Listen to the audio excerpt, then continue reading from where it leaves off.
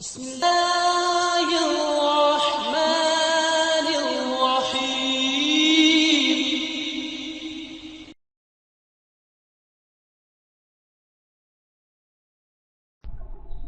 الحمد وسلام على عباده الذين اصطفى.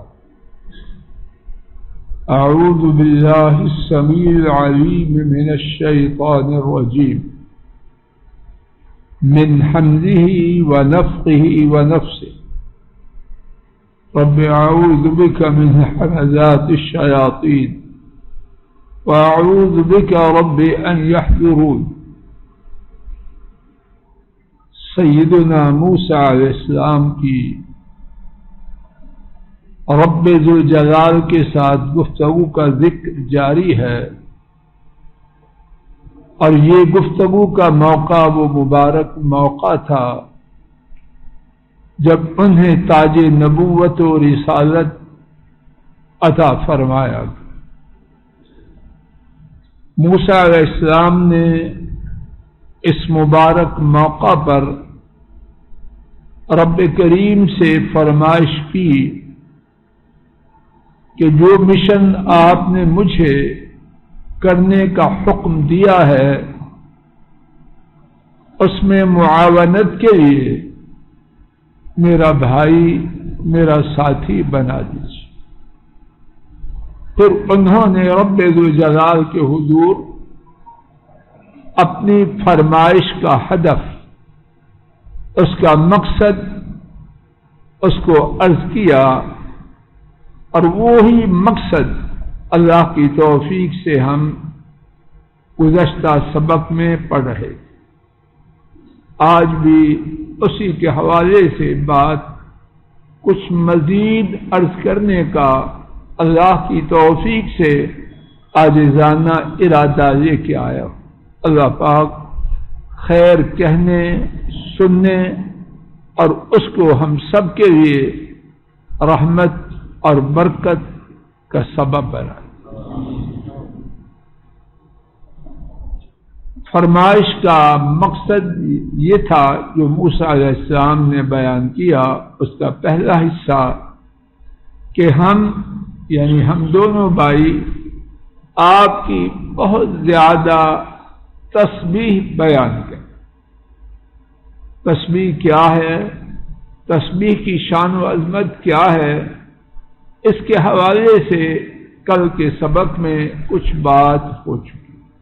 اللہ کی توفیق سے تسبیح کی شان و عظمت کے حوالے سے کتنی باتیں ہیں میرے اللہ ہی جانتے ہیں۔ میں نہ کارا نہ ان سب باتوں کو جانتا ہوں نہ بیان کر سکتا۔ تین باتیں قرآن کریم کے حوالے سے کل کے سبق میں عرض کی گئیں، تین مزید کہنے کا ارادہ کر کے آیا ہوں۔ اللہ مجھے آپ کو تسبیح پکارنے والوں میں شامل کر۔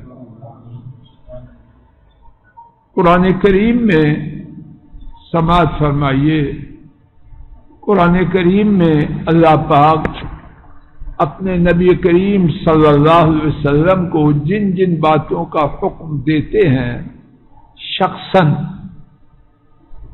وہ باتیں کتنی بڑی ہیں، ان کی اہمیت، ان کی قدر و منزلت، اس کو بیان کرنے کا کوئی حق ادا کر سکتا ہے؟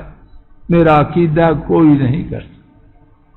تسبیح اس کا حکم رب ذوالجلال نے اپنے نبی کریم صلی اللہ علیہ وسلم کو اپنے کلام پاک میں ایک مرتبہ نہیں، دو مرتبہ نہیں، تین مرتبہ نہیں، متعدد مرتبہ دیا ہے۔ تسبیح کی شان و عظمت کے حوالے سے اور کچھ بات نہ ہو، ایک یہ بات سننے کے بعد اگر کھوپڑی میں عقل ہو اور سینے میں ایمان ہو تو پھر تسبیح سے کوتاہی کرنے کی کوئی وجہ جواز باقی رہ جاتی ہے۔ میں حافظ نہیں، میں نے دیکھا کہ 8 مقامات پر اللہ تعالی نے تسبیح کا حکم دیا ہے محمد کریم صلی اللہ علیہ وسلم کو. سبح اسم ربک الاعلی کل کے سبق میں ہم پڑھ چکے ہیں. اپنے رب جو سب سے بلند ہیں ان کی تسبیح بیان اور متعدد جگہوں پر ہے، جن میں سے 8 میں نے دیکھی. 5ویں بات بالکل جلال گواہ بہت ہی ہم محرومی کی زندگی بسر کر رہے ہیں. کب؟ اگر ہم تسبیح کے فوائد سے بے خبر ہیں یا تسبیح سے فوائد حاصل نہیں کر رہے. رب جلال گواہ ہے، کہنے والا ہو یا سننے والے ہوں بہت ہی محروم ہیں.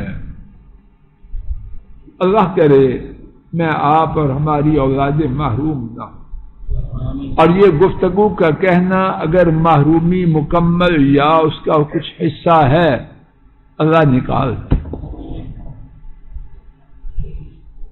تسبیح کا ایک فائدہ جو قرآن کریم میں رب ذوالجلال نے خود بیان کیا ہے، ایک ایک بات ایسی ہے کہ بہت کافی. اگر صرف وہ ہی فائدہ ہو، مجھے آپ کو اس کی خبر اور یقین ہو جائے تو چاہیں کہ بیگم سے بھی بات نہ کریں، تسبیح ہی کرتے. کیا ہے وہ بات؟ تسبیح وہ ہے کہ آنے والے مصائب میں کوئی ایسا بندہ ہے جس سے گارنٹی ہو کہ آئندہ وقت میں اس پر مصیبت نہیں آئے گی. کوئی ہے بندہ ایسا؟ بندہ لفٹ میں جا رہا ہے، واش روم میں داخل ہوتا ہے، کیا بسا اوقات ایسا نہیں ہوتا کہ ایسا لاک اپ ہوتا ہے نہ آگے کا نہ پیچھے، کوئی پتہ نہیں کس جگہ مجھے اور آپ کو مصیبت آ سکتی ہے. بارات میں جا رہا ہے، فنکشن پہ جا رہا ہے، کچھ پتہ ہی نہیں. تسبیح وہ ہے کہ جب بندے پہ مصیبت آ جائے تو پھر رب کو پکارے تو اس کی سابقہ تسبیح، اس کی نجات کا اللہ اپنے فضل و کرم سے سبب بنا دے. کسی کو مصیبت سے بچنے کی گارنٹی نہیں، اور کوئی ایسا نہیں جو چاہے کہ میری مصیبت میں فریاد رسی نہ ہو. کوئی ہے؟ اور جو میں بات کہہ رہا ہوں اس کی دلیل رب ذوالجلال کی بیان کردہ خود ہی اپنی آنکھوں سے دیکھ لیجئے. 23واں پارہ سورہ الصافات آیات مبارکہ 143 144، اور شاید آپ کے پاس صفحہ 452. سورہ الصافات 23واں پارہ آیات مبارکہ 143 اور 144. ساتھی یہ بات آئی ہے تو سن رہے ہیں، توجہ کیجئے. عبدالبصیر، ایمان کی شاخیں ہیں، ایمان کی شاخیں ہیں، اور ایمان کی آخری شاخ یہ ہے راستے سے اذیت کو دور کرنا. یونس صاحب جی، ایمان کی شاخیں ہیں اور ایمان کی شاخوں میں سے آخری یہ ہے راستے سے مصیبت کو دور کرنا. اللہ مجھے ہدایت دے. جب میں آپ کسی کی گاڑی بلاک کرتے ہیں تو ہم نے راستے سے تکلیف کو دور کیا یا راستے میں تکلیف؟ خوفناک بات، خوفناک بات. ٹھیک ہے نماز کی جلتی ہے، لیکن ایمان کی ایک شاخ کو توڑ کے تو نماز میں نہیں آنا. دور چلے جائیں. جو غلطی کی ہے دیر سے آئے ہیں ٹھیک ہے.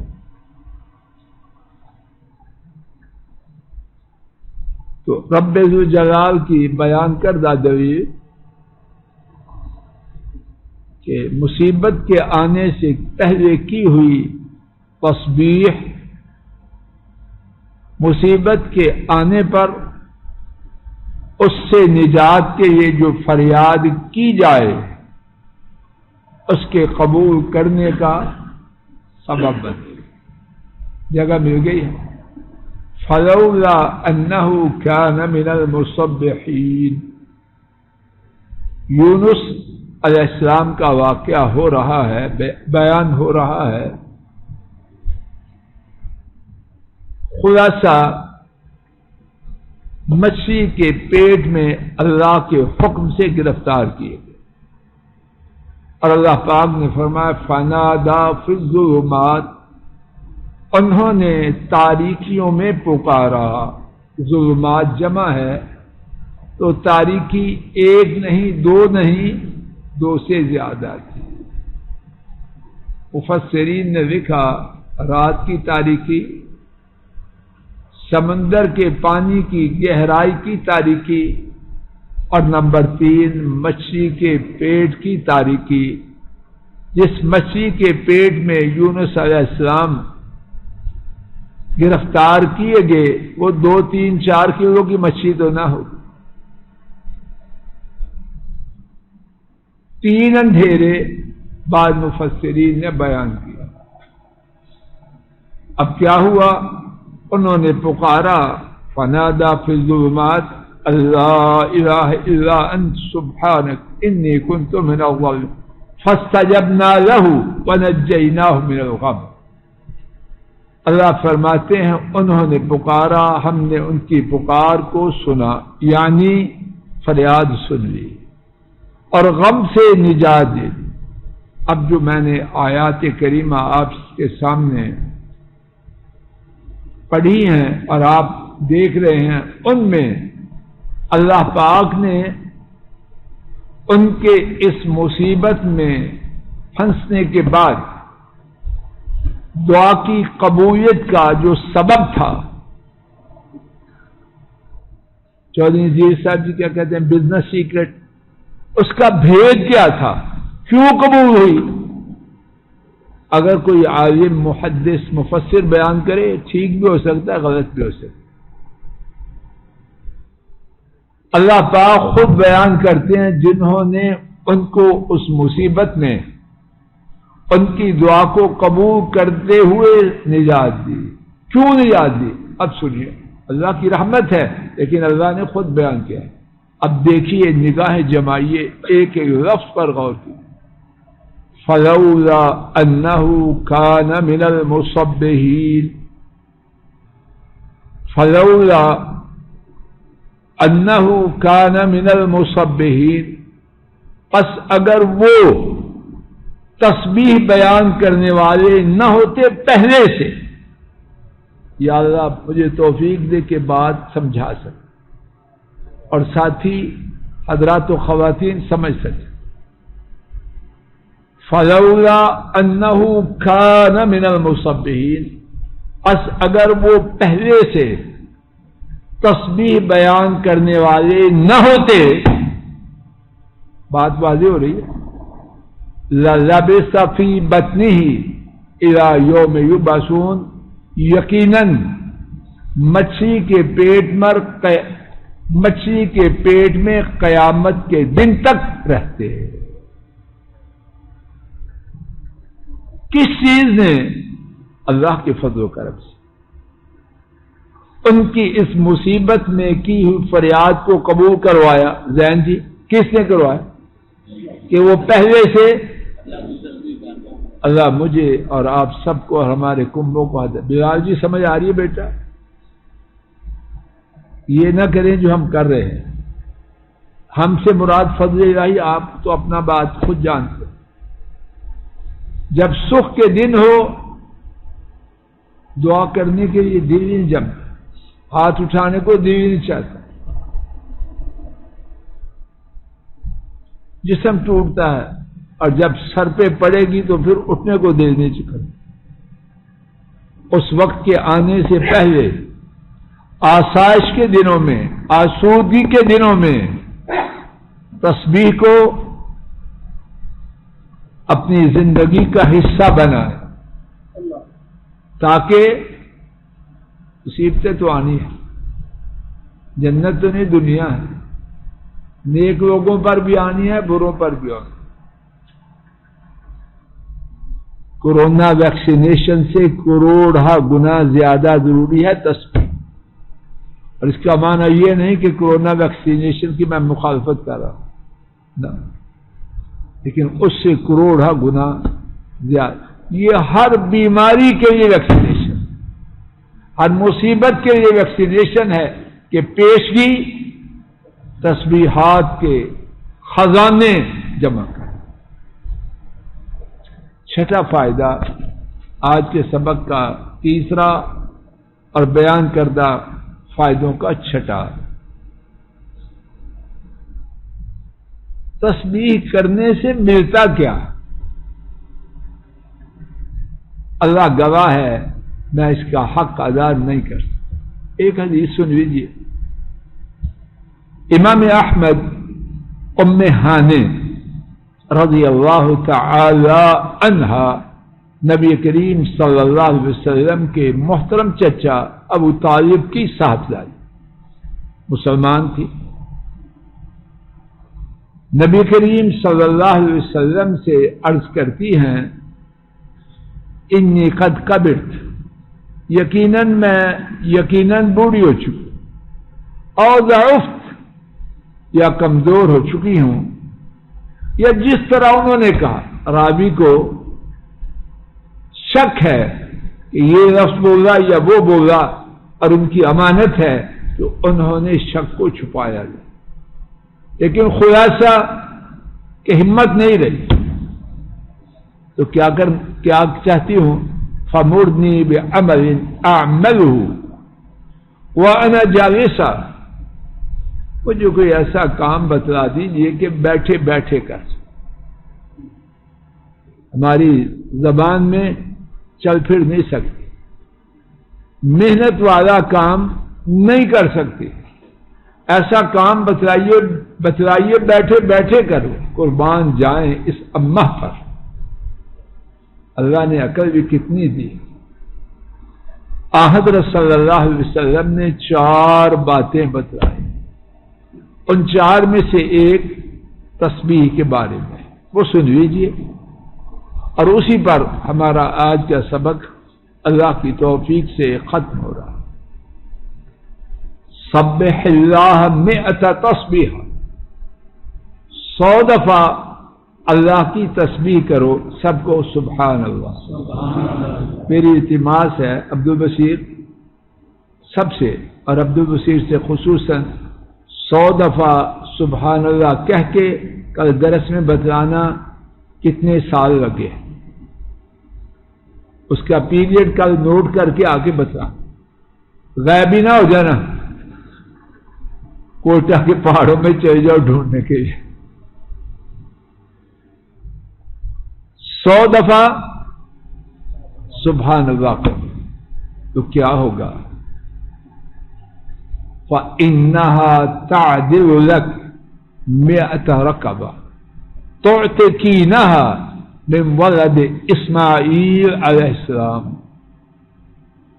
100 دفعہ سبحان اللہ کہنا تیرے لیے اس طرح ہے گویا کہ تو نے اسماعیل علیہ السلام کی اولاد سے 100 غلاموں کو آزاد کیا۔ اللہ اکبر! ہے یقین مجھے اور آپ کو؟ اگر ہے تو آج سارا دن میں آپ نے کتنی دفعہ سبحان اللہ کہا؟ اور علم ہے کہ ایک غلام آزاد کرنے کا کتنا ثواب ہے۔ حدیث شریف میں ہے جس شخص نے ایک غلام اللہ کے لیے آزاد کیا، اللہ پاک اس کے جسم کا ہر حصہ جہنم کی آگ سے آزاد کر دیا، اور ہمارا عقیدہ ہے، اور اللہ اسی عقیدہ پر قائم رکھے اور اسی عقیدہ پر موت آئے کہ کائنات کی ساری نسلوں میں سے وہ نسل سب سے بلند و بالا ہے جس نسل میں ہمارے نبی کریم صلی اللہ علیہ وسلم تشریف لائے۔ تو اسماعیل علیہ السلام کی جو نسل ہے، آپ کس نسل سے آئے؟ کائنات میں سب سے اونچی نسل کا ایک غلام آزاد کرنا کتنے، اور کام کیا ہے؟ گاڑی سٹارٹ کر کے مرکز تک پہنچتے ہوئے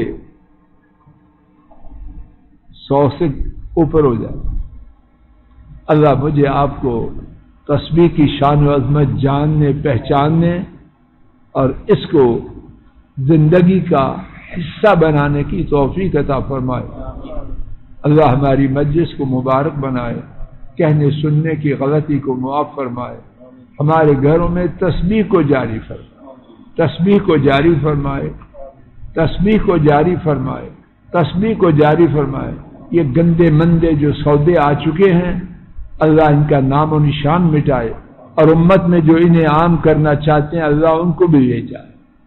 تسبیح اس کا دورہ ہو، تسبیح کی برکتیں دنیا میں بھی دیکھیں اور آخرت میں بھی دیکھیں۔ وصلی اللہ تعالی علی خیر خلقہ وعلی آلہ واصحابہ واہل بیتہ واتباعہ۔ السلام علیکم ورحمۃ اللہ۔ یہ ڈاکٹر فضل الہی صاحب کا آفیشیل یوٹیوب چینل ہے، اس کو لائک، سبسکرائب اور شیئر کریں اور بیل آئیکن پریس کریں تاکہ نئے آنے والی ویڈیوز کا نوٹیفیکیشن آپ کو موصول ہو سکے۔ جزاکم اللہ خیر۔